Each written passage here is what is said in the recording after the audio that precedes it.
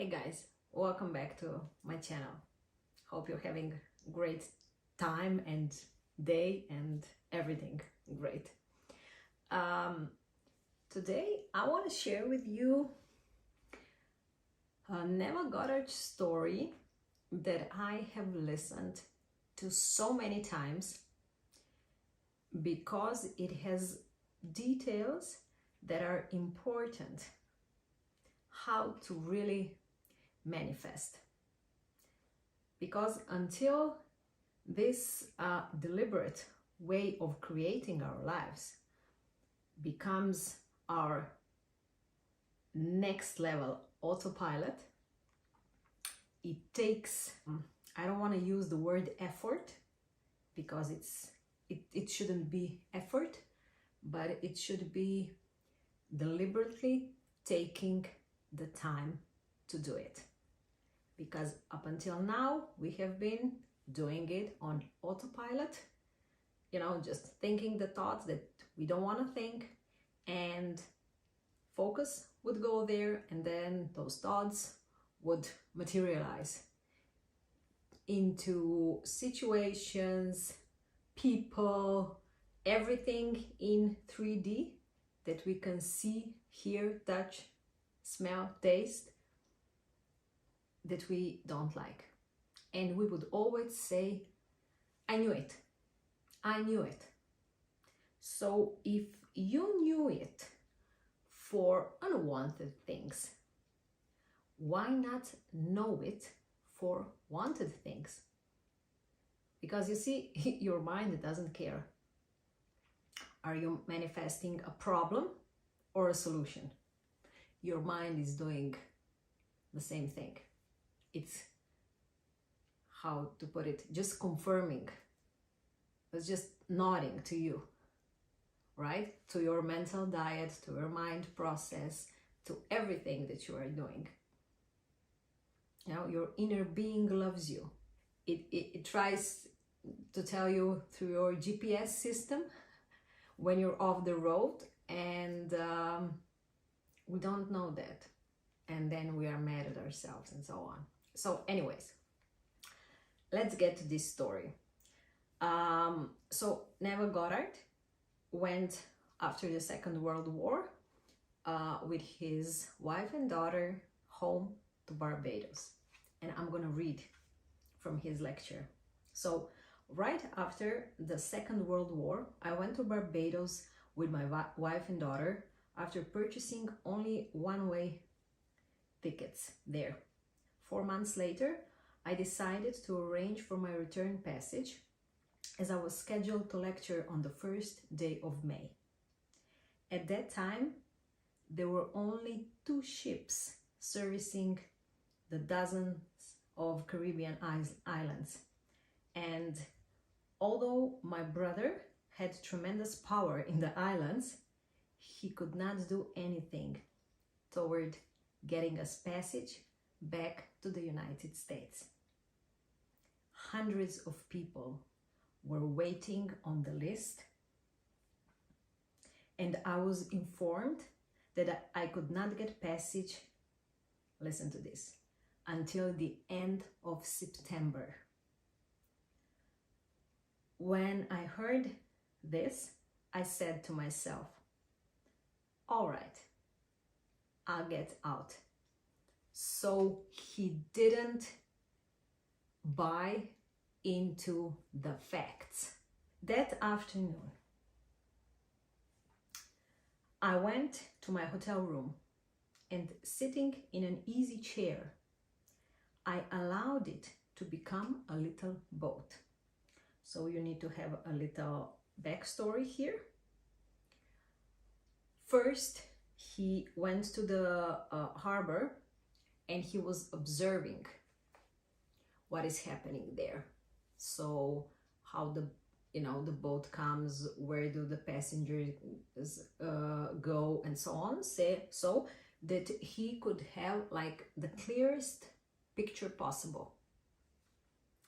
And even here in brackets, he says, you see, in those days, there was no deep water harbor and little boats took us to the ship, which were anchored in the bay a mile or so far away. So he was in his hotel room, in his chair, assuming my chair was a boat taking me to the harbor. I felt the rhythm of the water, and when we were latched onto the big ship, I allowed my brother Victor to carry my little daughter onto the ship. Then I helped my wife and followed her, feeling, listen to this guys, every step up the gangplank. When I got to the top, my mind often wandered away, so I brought it back to the base of the steps and repeated the action. Each time my mind wandered, I brought it back again until I reached the top, turned, holding the side of the ship. I looked back nostalgically at the island of Barbados, for now we were sailing for America.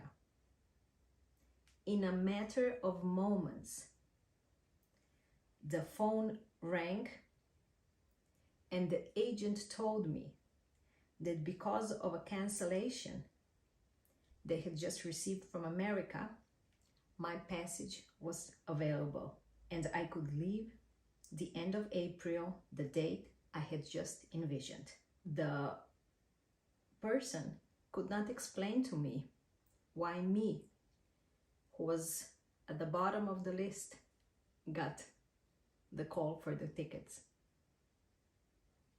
On that day, my brother carried my daughter up the gangplank. My sister-in-law followed, then my wife, and finally myself.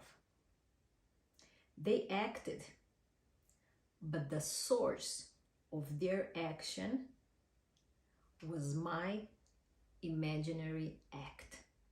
If you could only believe how powerful you are. Because if you have the power to manifest, unknowingly, of course, and unconsciously, the problem, then as well, you can manifest the solution. If you could only believe or buy into this piece of the whole story. Your mind, your subconscious doesn't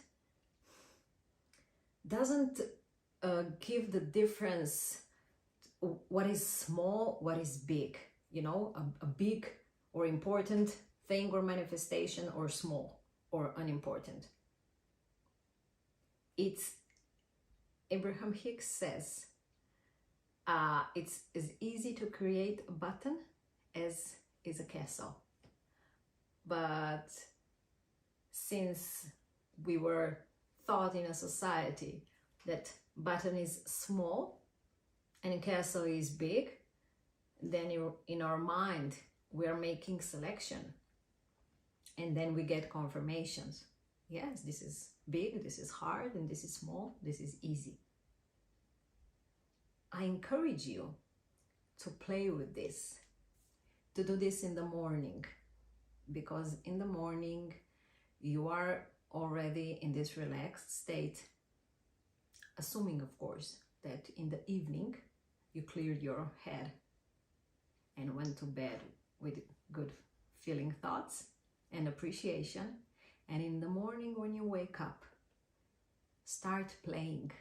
I keep repeating, start playing, because it's a game. And think of somebody that you haven't heard of or seen for some time.